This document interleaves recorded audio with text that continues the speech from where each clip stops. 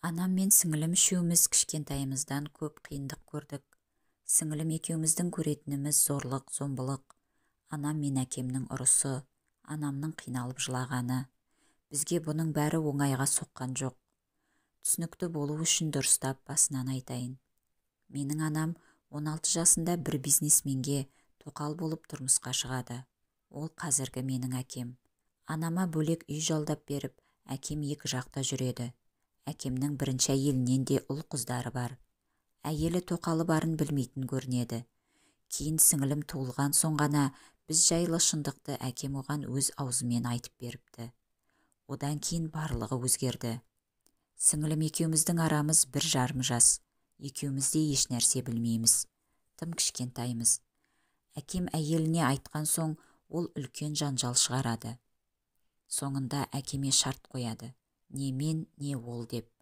Естуімше әкемнің бүкіл байлығы да, даңқы да, өрге домалап жатқан бизнесі де сол әйелдің жеке меншігінде. Байлыққа құмартқан әкем бізді емес, сол әйелді таңдап кетті. Оған өкпем жоқ, бұрыннан отасқан жары. Бірақ анама әлі күнге реніш бар. Неге тоқал болып тидің, соңында осындай бірдеме болары сөзсіз ғой деп. Өз әйелін таңдаған соң әкем бізге мүлде жоламады. Баяғыдай қаржымен азық-түлік, киім-кешекпен қамтамасыз ететін ер жоқ.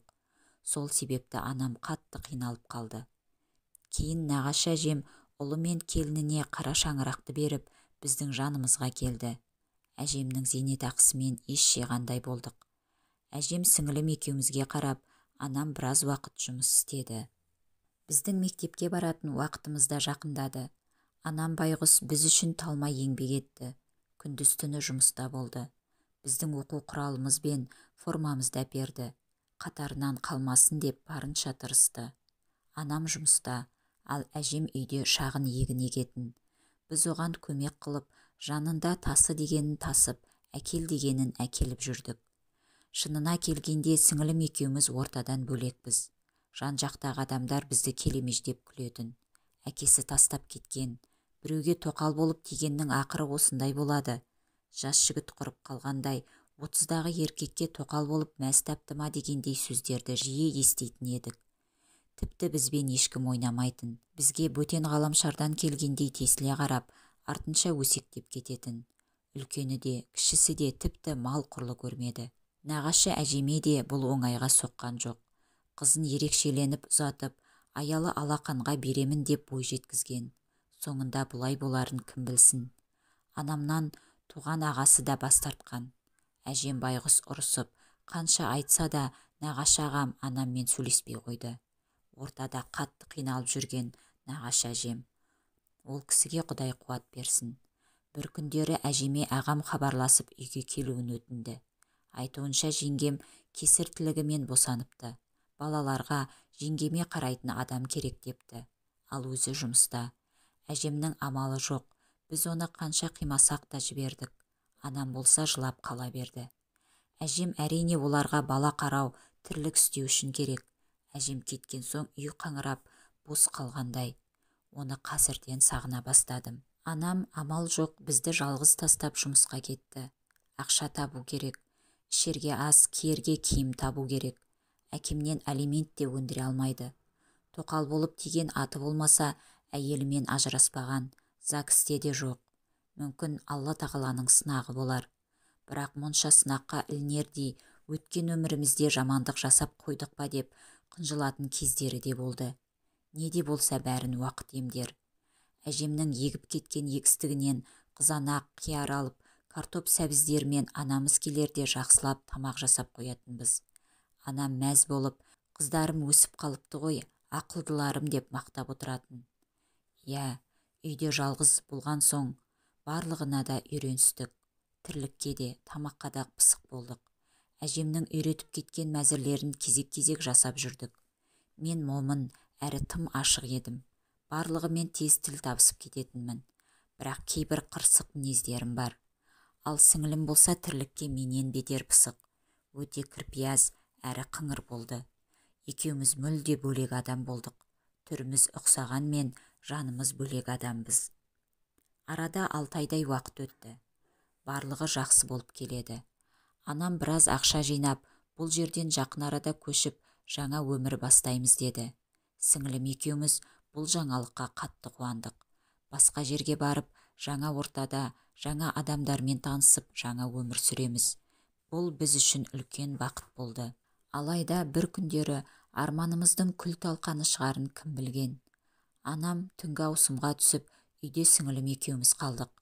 Күндегідей өзімізге азын-аулақ кешкі ас жасап, тамақтанып алдық да ұйқыға жаттық.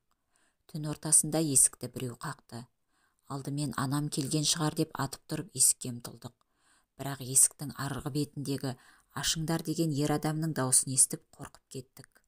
Бір-бірімізге қарап жалтақтап тұрмыз. Әлгі адам есікті ұруын тоқтатар емес. Жарықтың жауылы тұрғанын көріп терезеден де тоқылдата бастады. Сіңілім жарықты өшіріп қойды. Тынышталғандай болды. Сіңілім екеуміз есіктің аузында отырмыз. Қалғып кетіп айқай-шудан шошып ояндым. Сіңілім ұйықтап жатыр екен. Таң атып күн шыққалы жатыр. Анамның келетін уақыты болған. Бірақ сыртта біреулер айқайға басып жатыр. Терезеден жаймен деп қарағанда анам біреумен ұрсып тұр екен. Одан соң терезеге келіп, қызым есікті аша қойшы деді. Қорыққаннан денем дірілдеп, есікті әрең аштым. Сіңілім оянып кетіп, неге ашасың дегені сол еді. Анамның артынша әлгі кісі кіріп келді. Сөйтсек ол кісі біздің туған әкеміз екен. Міне осы күннен бастап біздің үйде тыныштық жоқ. Сіңілім екеуміздің есімізде әкеміздің бет бейнесі мүлдем қалмаған. Сондықтан оны әзер таныдық. Жанымызда бір аптада бір күн ғана жүрген адам қалай есімізде қалсын. Оны қуып шыққым келді. Бірақ түріне қарап аяп кеттім. Ол өлердей мас болды. Кіріп ұйықтап жатқанда анам бізге болған жағдайдың барлығын айтып берді. Бұл іс үшін анама да әкеме де өкпелімін. Себебі олар өздерін ғана ойлады. Енді әкемнің не себепті қайтып келгенін сұраған едік. Ол тағы да басқа елдермен жүріп, әйелі оны дымын қалдырмай қуып шығыпты. Солай бизнесмен әкеміз бейшараға айналды. Әкем оянып тамақ сұрады. Амал жоқ, тамағын істеп бердік. Киімдерін де жуып бердік. Кешкісін анаммен ұрсып сыртқа шығып кетті. Анам жылап отыр. Жанына барсақ бізге де ештеңе айтар емес. Ертесіне таң ата үйге келді. Енді ішпейтін шығар деп ойлаған әкеміз анамның ақшасын тартып алып кетіпті. Соның барлығына ішіп, енді удай мас болып тағы жатыр. Анамның неше күннен бері көңіл күйі жоқ. Бізге бірдеңе істеп қояр деп жұмысқа да бармады. Біздің де оқуға бармағанымызға неше күн болды. Қаншама күндер өтті. Бірде-бір күніміз тыныш өтпеді. Ұйқысыз, тамақсыз біз неше күн жүрміз. Әкемнің мүлдем бізде жұмысы жоқ. Келеді де анама тиісіп, ұрып, тепкілеп жатады. Оған біз қорқып, бір бұрышта қорқып тығылып отырамыз. Әкемді тоқтатуға шамамыз жетпейді. Себебі ол денелі еді. Анамның жинап жүрген ақшасының бәрін араққа жұмсаған әкемнің дымы қалмады. Ақыр соңында үйде тұрмайтын болды. Анам болса күніге көз жасын көл қылып жылап отырды. Сіңілім екеуміз не істерімізді білмедік. Осылай жүргенімізде уақыттың қалай өтіп жатқанын да байқамаппыз. Оқу жайына қалды. Анам жынды болуға айналды. Әкеміз үйдің бетін көрмегелі қай заман. Анам бір күні үйден шығып кетті. Кеш болып қалған. Сіңілім екеуміз оны уайымдап отырмыз. Кешкі 10, 11, 12. Біраз уақыт өтті. Көз іле алмадық. Ақыры анам келмеді. Үйде тамақ та жоқ. Көшеге шығуға қорқамыз. Не істеу керектігін білмеймін. Алдыда не боларын Құдай білсін. Аштан осылай өліп кетер ме екенбіз. Таң атып қалды. Есік ашылды. Шығуға қорқып тұрмын. Сіңілім ұйықтап жатыр. Жайлап есік жаққа бардым. Әкем болса айқайлап кіруші еді. Сығалап қарасам, ілініп салынып анам кіріп келе жатыр. Түрден түр жоқ. Тура бір түнімен жер жыртып келген адам сияқты. Анамның мұндай түрін көрмегенмен шошып кеттім. Үстіндегі киімі алба-жұлба болып кеткен. Бардым да сіңілімнің қасына жата қалдым. Басқа шарам жоқ. Анамның түрін көрмек түгелі қасына бару қорқынышты. Келіп көрпені бүркеніп жатырмын. Анамның жайлап жанымызға келе жатқаны байқалды. Денем дірілдеп кетті. Өмірімде бірінші рет анамнан қорқып жатырмын. Жанымызға келді де құшақтап алды. Жандарым менің, деді күрмелген тілдерімен. Аузынан арақтың иісі қатты шықты. Енді түсінікті болды. Соншама іше берудің не қажеті бар осы? Арақ осы неге адамдарды тартады екен? Не құдіреті бар өзінің? Көп ойландым. Бір жағы мына арақтың иісі жиіркендіріп барады. Алайда өз анам ғой. Біраз шыдайын. Солай мен де анам да ұйықтап қалыппыз. Таң атты. Сіңілім оянып, анам келіпті ғой. Тыныштал деп оны басып ұйықтай берсін дедім. Анамның жүдеп 3-4 сағаттың ішінде әбіржіп кеткенін сіңілім де байқап отырып көзінен жас шығып кетті. Оған қосылып мен де жыладым. Анам болса түк білместен ұйықтап жатыр. Анамның бұл жүрісі ұзаққа созылды. Әкемнің ішуі бұлай тұрсын, енді анамызды да таппай қалып жүрдік. Жан-жақтағы адамдар бізге жанашырлықпен қарайтын болды. Маған бұл көзқарас ұнамады. Себебі бізді тірі жетім дейтіндер көбейді. Кейбіреулер тіпті әкесі қарамаған, шешесі жаламаған деп келемештеп кететін болды. Мұндай сұмдықты іште сақтап әрең жүрмін. Тіпті Құдайға налитын да болдым. Бұл жайсыз жаңалық нағашы әжемнің құлағына жетіпті. Түңіліп үлгермедік те, әжем кешкісін үйге жетті. Біздің жайымызды көріп жылап жіберді. Тезірек айналаны реттеп, дүкеннен азық-түлік әкеліп жақсылап тамақ жасап берді. Әжемнің келгеніне сіңілім екеуміз қатты қуандық. Тамақтанып алып, көңіліміз жайланып, кешкісін әжеміздің ертегісін тыңдап, қорқынышсыз, уайымсыз ұйықтадық. Анамның жоқ болғанына 2 аптадан асты. Әжем біздің жанымызда. Әжемнің айтуы бойынша келіні мен баласы оның зейнетақысы үшін ғана және балаларын қарау үшін ғана тұрғызып жүр екен. Бір айдағы зейнетақысын бермей қойған екен. Келіні айқай шығарып, ол жақта да біраз жанжал болыпты. Барлығы тынышталды ма дегенде ұзын құлақтар қызың Алқаш дегенді жеткізді. Одан балама да келініне де қарамай сендерге жеттім. Әлі кішкентайсыңдар ғой, жағдайларың не болып жатыр екен деп уайымдап келдім. Мен ойлағаннан да бетер екен, сендерді көріп шошып кеттім, деді әжем қынжылып. Әжем күнде есіктің алдында отырып, көшеге шығып анамды күтіп жүр. Біз де оны уайымдап жүрміз, сағынып та жүрміз. Бізге керек кезінде әжем қасымызда болды. Құдай біздің қиналғанымызды көріп, шыдамағанда болар. Әжемді бізге көмекке жіберді. Кеш болып қалды. Әжем үшеуміз кешкі асымызды ішіп, біраз әңгімелестік те ұйықтауға жаттық. Түнде тағы да есікті қырлады. Сіңілім ұйықтап қалған. Әжем екеуміз дереу тұрдық. Есікке қарай барып едік, келген анам екен. Анам әжемді көрген бетте құшақтап, еңкілдеп жылай бастады. Біраздан соң анам есін жинап, әжем екеуі отырып сөйлесті. Біраз сөйлесті. Алдында болған жағдайларды әжеме айтып берді. Содан соң соңында тағы бір жаңалық айтты. Анам Алқаш әкемнен тағы да көтеріп қойыпты.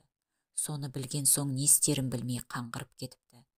Анамның жылап тұрып айтқан сөзі: «Анашым, білесің бе, мен бұл баланы түсіп қалсын деп неше түрлі нәрсе жасадым. Неге түсіп қалмайды?» Әжем анамды тыныштандырып, бұл саған берген тағы бір мүмкіндік. Алланың бергенінен бас тартуға болмайды. Әр бала өз несібесімен, не болса да бұны босанасың. Мен сендердің жандарыңда боламын, деді. Әжем айтқанындай үнемі жанымыздан табылып, анам босанғанда да жанында болды. Біздің енді кіп-кішкентай ініміз бар.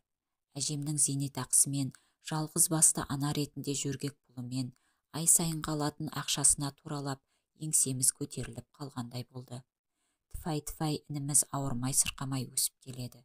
Сіңілім екеуміз де мектепке қалмай барып, барынша сабаққа ден қоюға тырыстық. Көп ұзамай хабар келді. Әкеміз бұрынғы еліне қайта қосылыпты. Оны естіген анамның сәл көңіл күйі түскендей болды. Бірақ бізге білдірткен жоқ. Олай болса, алимент өндірудің уақыты келді, деді анам. Інімізді әжеме тастап, сол кезден бастап бәріміздің болашағымыз үшін анам сотқа жүгіріп, әкемнің артынан іс қозғауды өтінді. 4 айдай уақыт өтті. Қандай жағдай болмасын, анам соттан жеңіп шықты. Сот анамды ақтап шықты. Бірақ әкем балалар менікі емес деп қайта шу шығарды. Сот ДНК сараптамасын жасауды ұсынды. Бұл орайда анам өзіне сенімді, ал әкем сасқалақтап қалды. Анама қарсы тұруға қанша ақшасы болса да күші жетпеді. Анам тым сенімді еді, себебі оны қолдап тұрған анасы мен балалары бар. Сот тым ұзаққа созылды. 8 ай уақыт өтті. Әкем ЗАГСтың жоқтығын сылтауратты. Анамның ішіп кеткенін сылтауратты. Алайда оған сынар анам жоқ. Қайта анам одан бетер жоғарылатып ашуы үдей түсті. Солай әкем баяғы сөзіне мақұлдана беретін сүйіктісі жоқ екенін түсінді. ДНК сараптамасы біздің бәріміздің әкемнің қанынан екенімізді ақтап шықты. Біз оған қуандық. Содан сотқа қарсы тұруға әкемнің қауқары жетпей, ақыры ай сайын алимент төлеу мойнына жазылды. Әрине, басынан осылай болу керек еді.